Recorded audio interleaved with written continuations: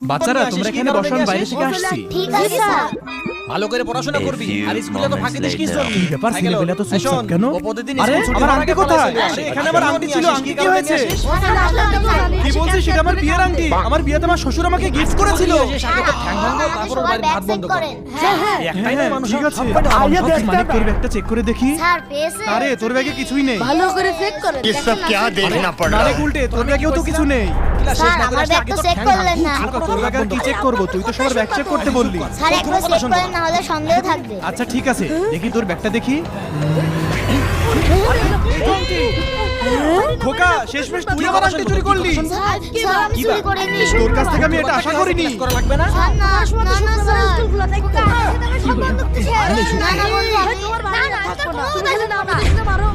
আরে মনে তোরা তোমাদের কি মনে হয় খোকাইকে আংটি চুরি করেছিল নাকি এটা ষড়যন্ত্র?